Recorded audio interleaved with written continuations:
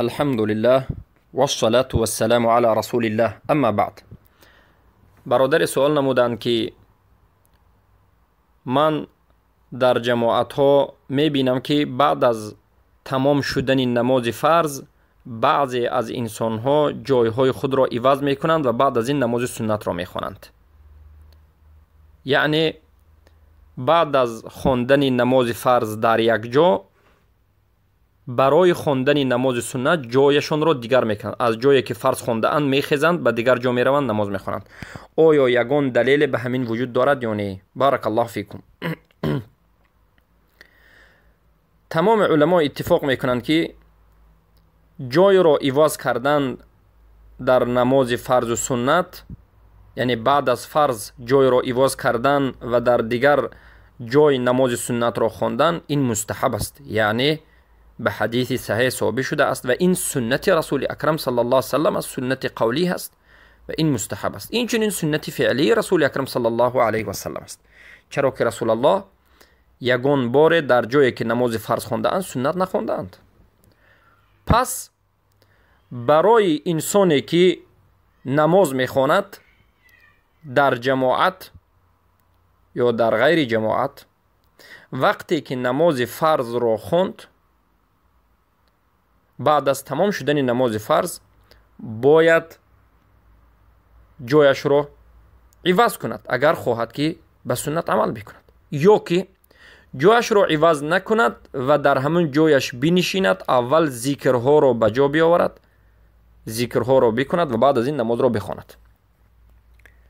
اما بهترین عمل این است که علما میگویند انسان وقتی که نماز فرض را خواند نماز سنتش را در خانه خواند، یعنی در جایی که فرض نخواند حتی در خانه بخواند.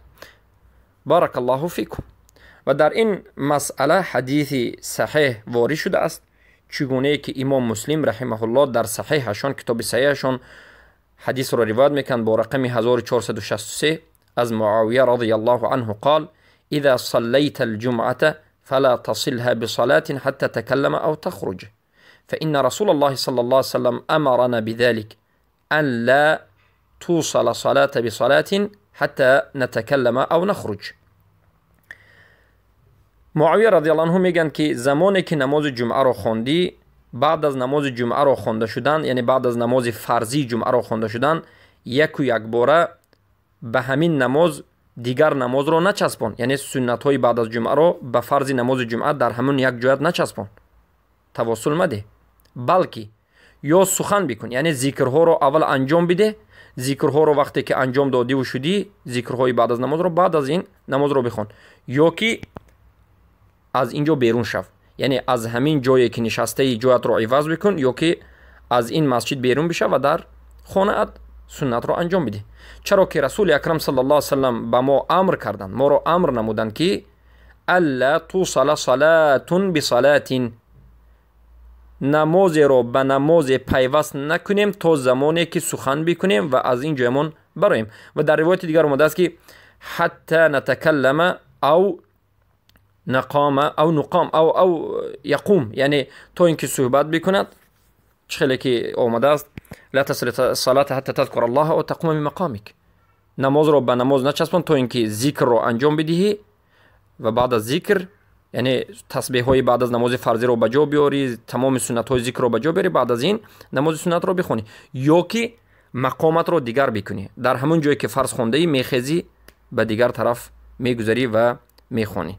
البته این دلالت میکند که سنت رسول اکرم صلی الله علیه و سلم همین است و وقتی که به فعل رسول اکرم صلی الله علیه و سلم نظر میکنیم، از همون روزی که نماز فرض شده است تا آخر حیاتشان 13 سال یگان بار رسول اکرم صلی الله علیه و سلم در همون یک جا نماز فرض را با همراهی سنت نخواندند، بلکه وقتی که به مدینه آمدن نماز سنت در مدینه مشروع شد، رسول الله صلی الله علیه و سلم نماز سنت رو پیش از نماز یا که سنت بعد نماز رو همیشه در خانه شان میخوانند. و این چنین در حدیث صحیح آمده است که رسول اکرم صلی الله علیه و سلم میگن افضل صلاة المرء صلاته فی البیت الا المکتوبه، افضل ترین نماز یک انسان، یک مرد، این در خانه اش است. بهترین نماز مرد در خانه اش مگرم بجز نماز فرضی. یعنی تمام نمازها باید در خانه خوانده شود و بهترینش همین است. اما بجز نماز فرض باید در جماعت خوانده شود. نماز جماعت این واجب است، یعنی فرض است. خیلی که قول راجح همین است. نماز فرض در حالت قدرت واجب است، یعنی فرض است. اما غیر نماز فرض دیگر نمازهای نفلی و سنتی باید در خانه خوانده شود و این افضل است.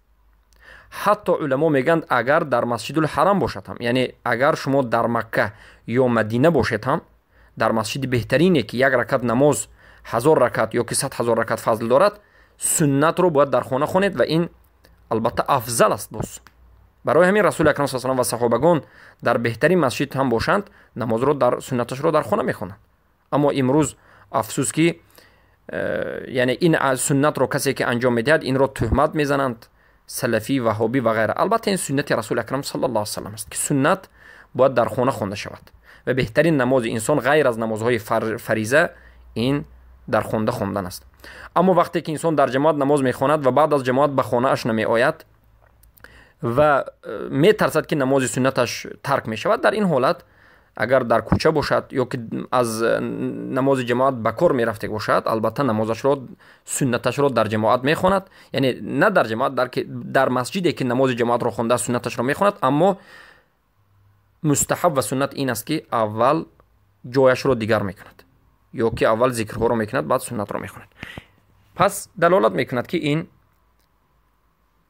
قول علما است و این چنین با لفظ واضح‌تر خیلی که ابو داود در سننشون بر رقم 854 و ابن ماجه بر رقم 1417 روایت میکنند. لفظ این ابن ماجه رو ما ذکر میکنیم که از ابو هریره رضی الله عنه روایت است که رسول اکرم صلی الله علیه و آله از رسول اکرم صلی الله علیه و آله ابو هریره میگه ایعجز احدکم اذا صلى ان يتقدم او يتاخر او عن يمينه او عن شماله، یعنی الصبح. علما میگن که ای صلاه النافله بعد الفریضه، یعنی رسول اکرم صلی الله علیه و آله سوال میکنن که آیا یکی از شما وقتی که نماز رو خوند آیا عاجز است، آیا نمیتواند که کمی پیش رود یا که عقب رود یا که طرف راست رود یا طرف چپ رود؟ این دلالت میکند که هیچ کس هم عاجز نیست. اینجا استفهام انکاری میگن علما، یعنی همه قادر است که بعد از نماز فرضی رو خواندند برای خواندن نماز نفلی کمی پیش رود یا که کمی عقب یا کمی راست یا چپ. خیلی که این را علما میگن که در نماز نافله، یعنی بعد از نماز فرض نماز نافله رو کمی پیش میرید یا عقب یا که راست یا که چپ بعد میخونید. و این حدیث رو البانی در سنن ابن ماجه صحیح شمردند. بارک الله فیکم. و این چون شیخ الاسلام ابن تیمیه رحمه الله در مجموعه یعنی فتوى الكبرى مجله دوم صفحه 359 میگه و سنت ای فصل بین الفرض و النفل فی الجمعه و غیرها. سنت این است که انسان بین فرض و بین سنت فرق گذارد و وقت گذارد و جایش رو تغییر بدهد و یا که کمی ایستاد ذکر کند و بعد از این تا که فرض از سنت شناخته شود. و حکمتش رو بعضی از علما گفتند تا که فرض از سنت شناخته شود یا که زمین هایی که شما سجده میکنید زیاد باشد و در روز قیامت به شما شهادت بدهد. عموم لیکن سنت همین است. بارک الله فیکم. این مختصری مسئله بود و امام نووی هم در این مسئله میگن که در شرح صحیح مسلم فیه دلیل لما قال اصحابنا، این دلیل است به اون چیزی که صاحبمون گفته است، یعنی امام شافعی، که نماز نافله راتبه را یعنی سنت های راتبه را و غیر این را مستحب است که جایش را موضعش را از موضع نماز فرض خونده تغییر بدهید و بعد بخوانید و بهترینش این است که میگن در خانه نماز سنت ها را خوانید. پس این بود جواب مختصر این مسئله. السلام علیکم و رحمت الله و برکاته.